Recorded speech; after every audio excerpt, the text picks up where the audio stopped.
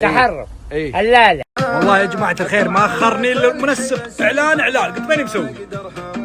ماني مسوي. ارقام ما اقدرها عسى الله يجيبك يا غاية حبيبك اخترت قلبي وعيني ولا بيسواك احبك وشوقي لعب في خفوقي ما ادري متى اشبك يدي بدك. ما اخرني عليكم الا المنسق.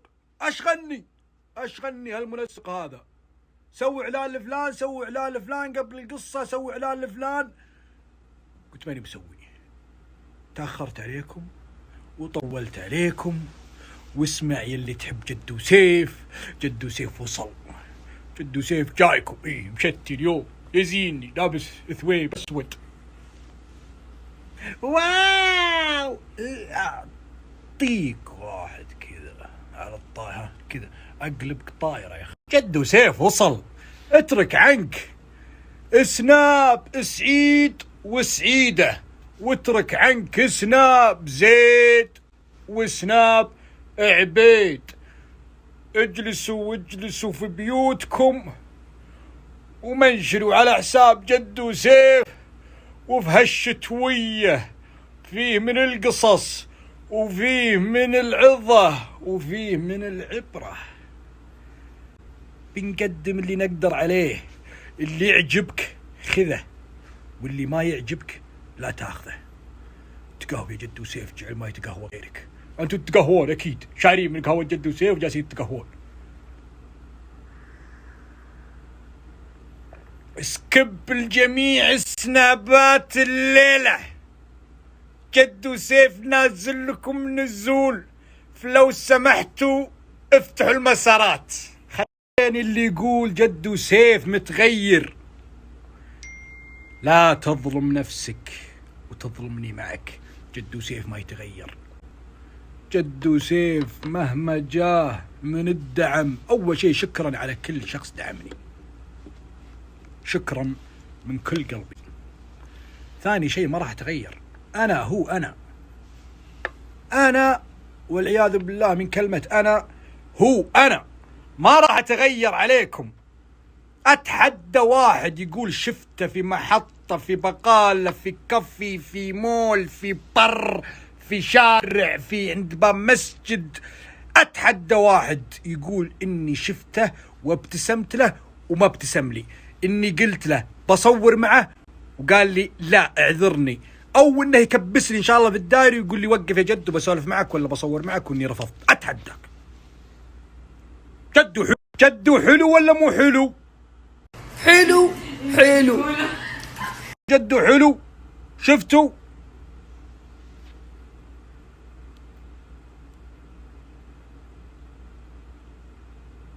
قصتنا الليلة أنا مختارها اختياري الشخصي.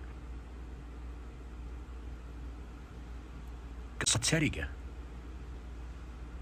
سرقة غريبة وعجيبة.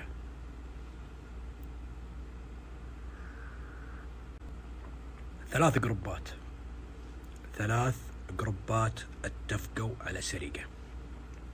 يعني الجروب الأول كانوا 4 أشخاص، والجروب الثاني كانوا 4 أشخاص، والجروب الثالث كانوا 3 أشخاص. حلو.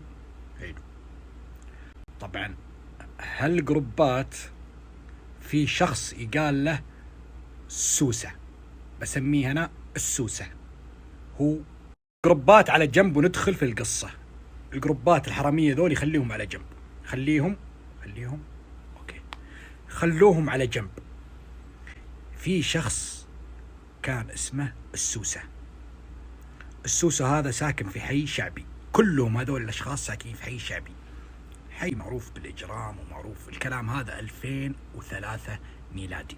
الحين ايش خلوهم الحكومة؟ صفوا هالحي وخلاهم كذا يمشون سيدة، لأنه كله إجرام وتصنيع خمور وإلى آخره. حي معروف. المهم الكلام هذا 2003 كان في شخص قال له السوسة، والسوسة هذا في الحارة كعابي رجلية 24 ساعة يدور في الحارة. المهم جلس مع ناس كانوا يلعبون كورة، صغار سن كانوا يلعبون كورة، وجلسوا بعد ما لعبوا كورة تعرف يسولفون. فهذا لقط كلمة، يعني سمع، لأن في ناس ما يفهم. سمع الصغار هذول هم جالسين يسولفون، سمع واحد منهم يقول إن أبوه يشتغل في شركة محاسب، ويطلع في الشهر أو في الأسبوعين مبلغ وقدره من الشركة، لأن أبوي المحاسب وكان ينقلها معه، فكان يجيبها من الشركة للبيت ومن البيت للشركة، ومبلغ يا عيال فلوس كثير. أول مرة أشوفه كان يسولف براءة، وهذه غلطة أبوه يوم كان يوريه فلوس الناس الشركة اللي هو يشتغل فيها. هذه نقطة حطها على جنب. سمع السوسة هالحرامي، سمع الولد وعرفه، ويدري إنه في حارتهم، وعرف أبوه، عرف إن أبوه أبو الولد يا جماعة الخير، عرف أبوه إنه ساكن في البيت الفلاني في حارتهم. وش سوى؟ راح الأول جروب، هو صغير السوسة هذا عمره 18 19، فراح لهم قال لهم يا عيال، كانوا 4 أشخاص، قال لهم يا عيال السالفة 1 2 3، وش رايكم؟ قالوا الفلوس واجد. قال إيه تقريبا، طفت الإضاءة، تقريبا 700,000 800,000، يعني توصل المليون. قالوا خلاص خلينا نخطط. خططوا عليها، خططوا وجلسوا يراقبونه، ومتى يطلع بالشنطة من البيت ويطلع متى يطلع من الشركة. حاولوا ما قدروا. السوسة طفش منهم، قال هذولي ما عندهم سالفة. خلاهم السوسة وراح للجروب.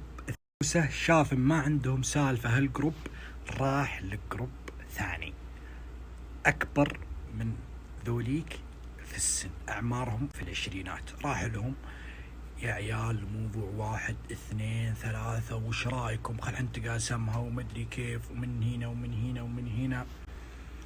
قالوا يلا. خططوا عليه، هم 4 أشخاص، رابعهم السوسة. طبعا هم كانوا ثلاثة، بس السوسة كان يكملهم الرابع. خططوا عليه، حاولوا فيه، جاو هجموا عليه وهو عند بقالة وكذا، ما نجحت. الرجال دافع عن نفسه وصايح عند العالم في المحلات وكذا، وطلعوا المحلات هربوا. طفش السوسة، قال هذولي ما فيهم خير. والسوسة صامل إلا يسرق هالرجل، اللي يبي يسرقه، اللي يهيبه. طبعا هذا طفش. الجروب الأول خططوا ولا سووا شيء، وراقبوا طلعته من البيت ودخلته من مظبوط. يا طال ما شاء الله تبارك الله ما شاء الله، طال ابشركم طال. يسلم عليكم يقول كيف حالكم؟ انسته من البرد، شكله بردان. شكله بردان يبي يدفى. المهم طفش السوسة من هالجروبين. جروب خطط ولا سوى شيء، وجروب نفذ بس فشل.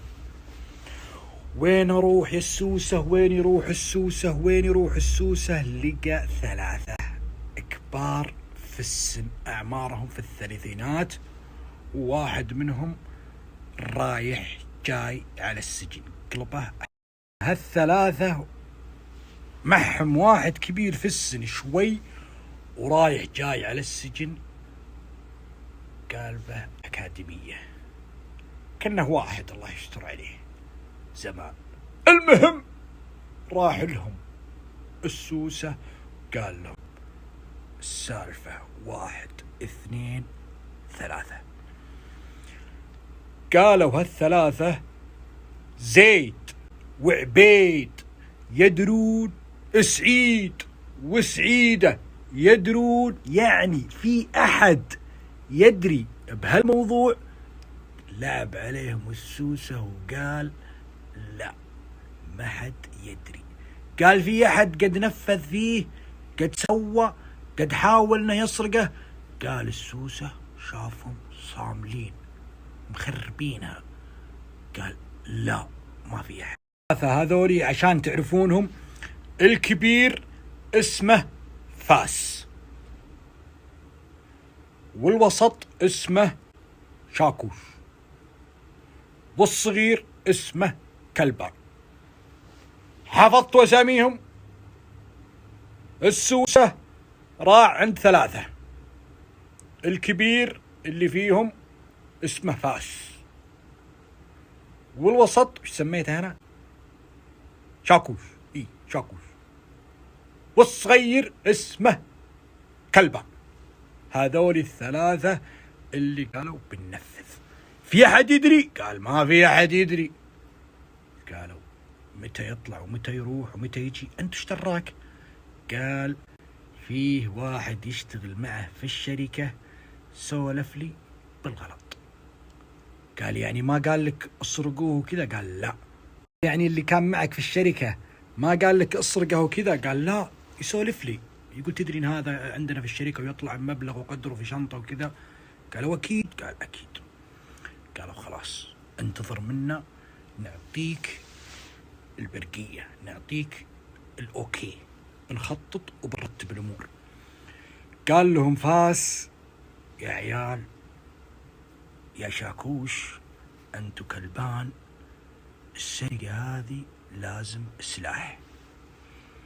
قال شاكوش لا، بدون سلاح نقدر نطقه وناخذ الشنطة ونهرب بدون سلاح. قال كلبان لا، خلونا نصدم سيارته من وراء، وإذا نزل واحد منا يركب سيارته ويهرب بالسيارة، وأكيد إن الشنطة في السيارة. اختلفوا يا جماعة الخير ال3. هذا يقول أنت يا شاكوش خلونا نطقه، وفاس يقول لا خلونا نهدده بسلاح، وكلبان يقول لا خلونا نصدمه بالسيارة. اختلفوا من هنا من هنا من هنا. قالوا أول حاجة خلونا نسوي الجرية هذه على سيارة مسروقة، بايعينها. أول شيء خلونا ندبر سيارة مسروقة. المهم دبروا سيارة مسروقة، جابوا لهم سيارة مسروقة وغيروا لوحها وظللوها، وامورهم يفكرون انها في السنتبيك. ما عرفوا ان فيه حكومة، يعرفون ان فيه حكومة بتجيبهم، يعني بتجيبهم. يا جماعة الخير خذيت 14 سنة في السجن. قابلت الذكي جابوه، قابلت الواصل اللي عنده الو جابوه، قابلت الغني مرحبا فلوس قرقش جابوه، قابلت تخطي يجيبونك، تسرق تزور تسوي اللي تسوي امسكوك، ثبت عليك الشيء ودي هوش. مهما كان ذكائك ومكرك هتزلق. اللي قبل يا ماشي درب الزلق لا تامن الطيح. يعني إذا كنت تمشي على درب كله زلق هتزلق.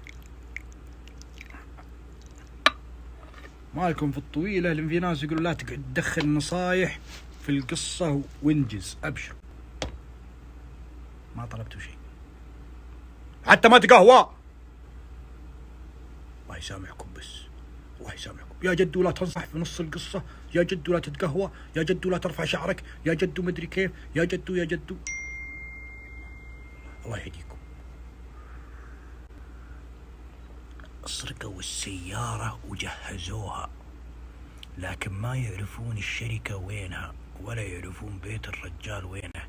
لازم ياخذون معهم السوسة، وهم في الأساس ما يبون السوسة. اتفقوا الثلاثة إن اتفقوا الثلاثة اللي هم فاس وشاكوش وكلبان، اتفقوا إن السوسة برا اللعبة، بس السوسة على اسمه سوسة، ما علمهم بالتفاصيل. قال أنا معكم في السيارة، وإذا سرقنا القسمة 50-50. حاولوا فيه يا أخي علمنا احنا بالراقبة، قال لا أنا معكم، أنا مع شيني بقصر صوتي أنا خايف ولا قال لهم السوسة أنا معكم، وين ما تروحون أنا معكم. مسألة إني أعلمكم وين يطلع وين يروح وين يجي معليش، ما رجلي على رجلكم.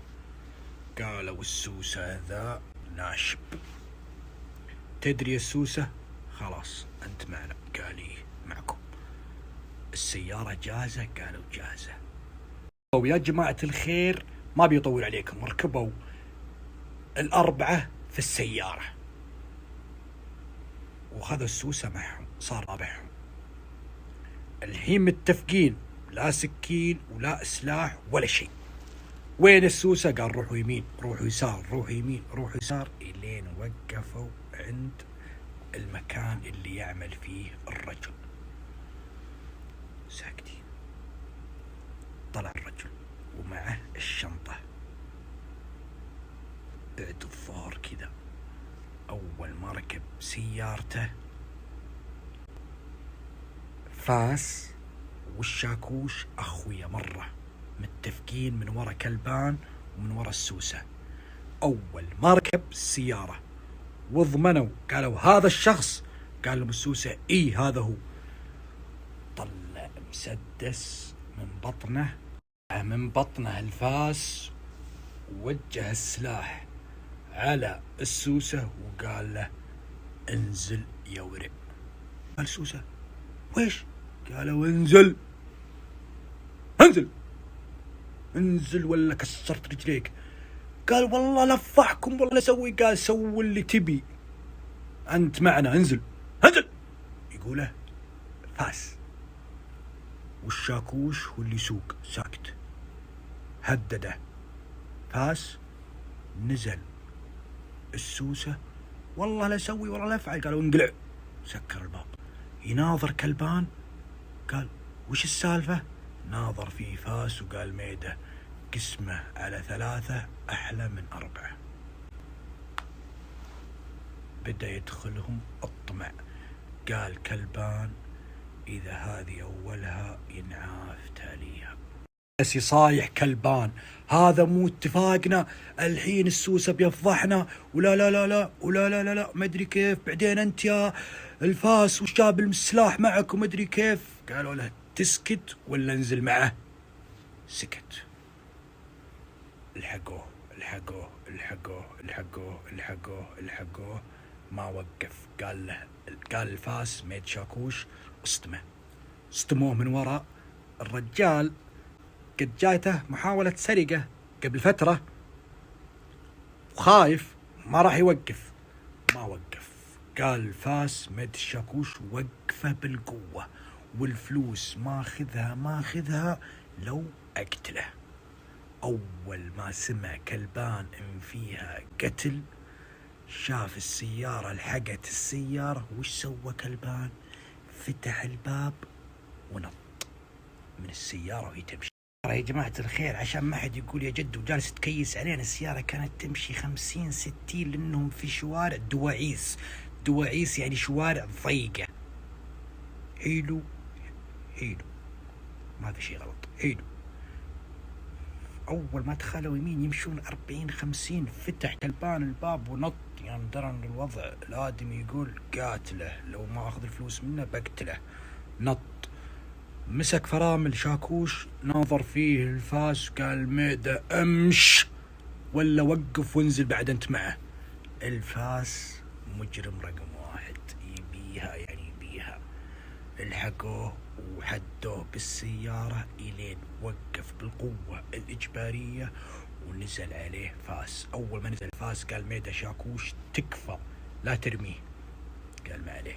دز، فتح الباب عليه، طلع السلاح على طول عليه، جاي يسحب الشنطة، جاي يسحب الشنطة. الرجال متمسك في حلال الناس، رافض يفكه. وش سوى الفاس؟ طلق على الشخص ما له إلا يفك الشنطة. طبعا شاكوش يسولف عليه شخصيا، يقول يوم سمعت الطلقة يقول قلت يا رب إنها في السماء، ما طلق على الشخص. يقول ركب والشنطة معه، قال دز امش. يقول امشي، يقول اسوي كذا ارتجف. يقول ناظرت فيه قلت ميدة قتلته، قال لا كسرت رجله. يقول وانا امشي اصفق السيارات من يمين يسار ما ادري عن نفسي. يقول من يمين يسار يمين يسار الين وقفنا في هذاك الحي. حرقوا السيارة، متأثرين بالأفلام الأجنبية، يشوفونهم يسرقون في الأفلام، ولا خلصوا أحرقوا السيارة، يفكرون أنهم إذا أحرقوا السيارة إنه ملح وذاب. يقول وقفنا في مكان ونزلنا ولعنا في السيارة وشردنا بالشنطة، والشنطة كان فيها أتوقع قال لي 1,000,000 وعليها 1,200,000 أو 1,300,000، وشردوا 2. الرجل وش جاه؟ توفى، مات. صارت القضية مو سرقة، صارت سطو مسلح زايد قتل. لا كذا مرة لا، مسمى القضية تخلي اللي نايم في بيته وعنده دوام يجيه اتصال ويروح يستلم. قامت الدنيا وقعدت. السوسة راح زعلان ودخل الحارة وقابل واحد من أخوياه وجلس يلعن ويشتكي ويقول الله يقلع فلان ويلعن فلان ويلعن فلان. قال له ذاك ليه؟ وش السالفة؟ قال كذا وكذا وكذا، ما أدري هم سرقوه ولا لا. تكلم السوسة عند واحد في الحارة. طبعا الشخص المقتول في هالحي، والحرمية في هالحي، واللي خططوا أول مرة في هالحي، واللي ثاني مرة في هالحي، واللي نفذوا في هالحي، يعني كلهم في حي واحد. على طول البحث، الأدلة، اشتغلوا شغلهم. أعرف شغلهم زين.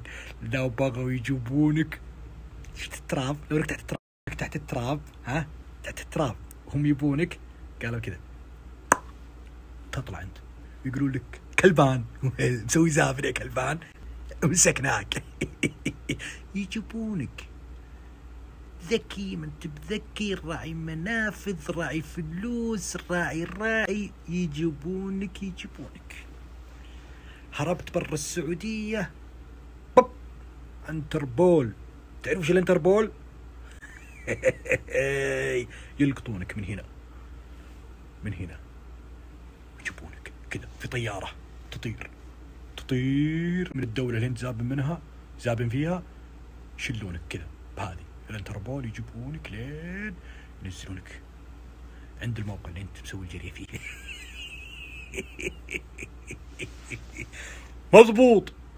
مضبوط. قامت الدنيا وقعدت يدور. الوحيد اللي ما يعرفون اسمه كلهم ما عدا الفاس هو اللي يعرف اسم شاكوش ما حد يعرف اسمه، له لقب. الفاس الوحيد اللي يعرف اسم شاكوش الحقيقي. شاكوش له لقب. طبعا دخل البحث في الحي، ودخل في نفس اليوم الثاني، من هنا لقطوا واحد. الواحد هذا تعال من هنا إلين لقطوا خوي السوسة اللي سولف له. أول ما مسكوه قال أنا مالي دخل. قالوا أيوة، من اللي له دخل أجل؟ قال السوسة يسولف لي ويقول انه سوى كذا وسوى كذا بس ما ادري وش صار. قالوا وين السوسة هذا؟ قال هذا رقمه او هذا محله او هذا بيته. على طول يمين يسار القطوا السوسة، قطوا السوسة الزوبة. فاس والشاكوش زبنوا ودخلوا بيت واحد فيهم. من هنا الشاكوش انت قتلت، انت لهقتنا، انت سويت، انت فعلت. قام الفاس فتح الشنطة وراه الفلوس، قال شوف الفلوس وما حد يدري. قال كيف ما حد يدري؟ بيجيبون الوضع صار في قتل. قال يا ولد خل نتقاسم. قال نتقاسم ما نتقاسم، تقاسم الفلوس. خذ فلوسه الشاكوش وهرب، قص تذكرة وسافر. مسكوا مسمار، حققوا معه. أول ناس جابهم اللي أول جروب خططوا وما نفذوا. تذكرونهم الثلاثة اللي يقولكم كملهم الرابع، اللي خططوا وما سووا شيء. جابوهم قالوا حنا خططنا بس ما سوينا شيء. قالوا خططتوا ما سويتوا شيء؟ لبق. في التوقيف أول ثلاثة خططوا، السوسة معهم. السوسة قال فيه الشلة ذوليك بعد والشلة ذوليك. الحين ما يدرون اللي نفذ ذولي ولا ذولي. مسكوا الثلاثة الثانيين اللي كان معهم السوسة، اللي يقولكم حاولوا لكن فشلوا. مسكوهم كل واحد زابن في ديره. طبعا زبنوا هم، كل واحد زابن في حي ومدري كيف. حيجيبك وضع سطو قتل يا حبيبي، حيجيبك. امسكوهم قالوا حنا سوينا بس ما قتلنا ولا سلبنا. قالوا اوكي خلكم باقي الجروب الاخير. دور دور دور دور دور دور دور دور. اليوم الثالث او اليوم الرابع امسكوا كلبان. قال كلبان انا مالي دخل، الفلان انا مالي دخل، انا ركبت معهم وجاوا يبون يسوون وشفت معهم سلاح ونطيت من السيارة وهربت. قالوا من الاثنين اللي راحوا؟ قال الفاس والشاكوش. قالوا تعال يا كلبان لبق. مالي دخل. قال كيف مالك دخل؟ مشارك في السرقة خلاص. يوم جاي بينفذون فتحت الباب ونطيت وتقول مالي دخل؟ لبق.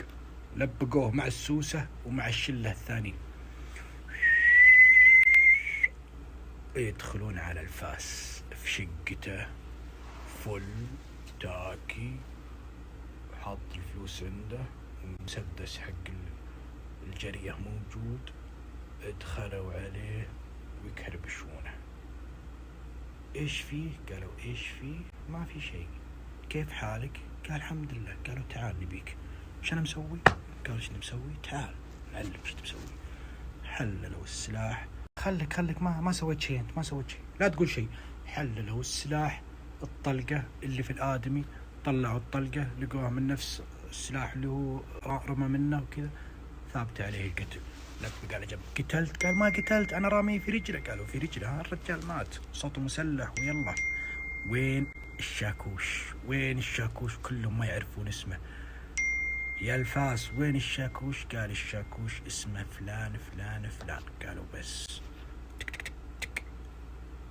عاد الشاكوش يسولف عليه. قلت وين كنت؟ قال كنت في مصر. قلت وين؟ قال في مصر في بار جالس ارقص. يقول ماخذ معي 600,000 مزبنها وخذت معي مصروف وجالس أصرف. يقول عايش وضع إني الكينج حق مصر. يقول وأنا أرقص ناسي القضية. 600,000 مزبنها في غرفتي. قال إني سلمت. يقول ما أخذ معي مصروف داز به مصر. يقول أنا جالس أرقص في مصر وعايش الجو. يقول أنا في نص البار.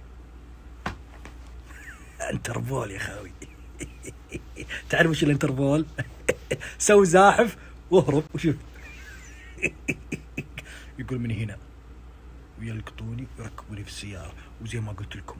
ومن هنا يقول من مصر شالوني دربج لاني في السعودية في الرياض. وش السالفة؟ قالوا وش السالفة؟ تدب. وين الفلوس؟ قال في غرفتي. قتل؟ قالوا ايه. قال هذا اللي قاتل. تبرى منك مالي دخل. قال لا مالي دخل، انا سرقت، انا سويت، انا سقت، انا سويت كل شيء، بس قتل ما قتلت. اللي قتل الفاس، انا ما قتلت. قال الفاس لا انا ما قتلت. بس قال لا انا ما قتلت، ما ادري كيف. تحاليل، ادله، تحقيق معه، اعترف انه اللي قتل. كلن يتبرع، كلن يقول انا مالي دخل. طيب يا جدو سيف، هذولي وش صار عليهم؟ الجروب مجموعة طبعا سالفتهم 2003، وانا اول مرة دخلت ما بين نهاية 2005 وبداية 2006، فانا اللي جيت لقيتهم قدامي. اللي خططوا اول 3 خططوا ومعهم السوسة ولا نفذوا ولا سووا شيء، انحكموا 8 سنوات، كل واحد 8. اللي خططوا وراحوا وحاولوا بدون سلاح بدون شيء، حاولوا بس يسرقونه وضربوه وكذا بس فشلوا، انحكموا على 13 سنة. طيب يا جدو سيف، السوسة كم انحكم؟ السوسة طلع هو المدبر للخطة كلها. السوسة وش صار عليه؟ رأفا لصغر سنه، وعشان ما عليه سوابق ولا عليه مشاكل قبل 15 سنة. تقول لي ليش؟ بقول لك شلون ليش. هو اللي خطط، هو اللي نفذ معهم، هو الحية اللي كانت تحت التراب. طيب يا جدو سيف، كلبان انحكم 20 سنة. هذا اللي كان معهم يوم جاوا بينفذون نط من السيارة. طيب شاكوش انحكم 27 سنة. يحمد ربه كانوا بيقصونه. طيب يا جدو سيف، فاس وش صار عليه؟ قصاص. أجل وش؟ يقتل ويسلب.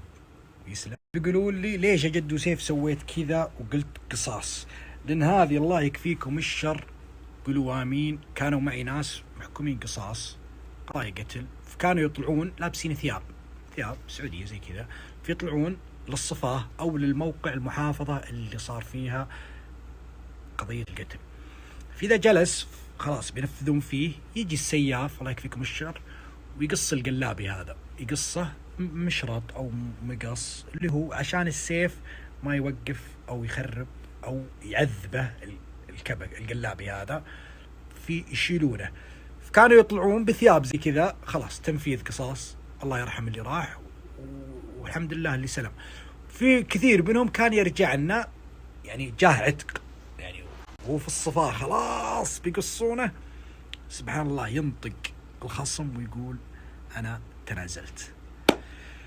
طيب يا جماعة الخير، وش الفائدة من هالقصة؟ الفائدة من هالقصة مهما سويت ومهما فعلت هيجيبونك.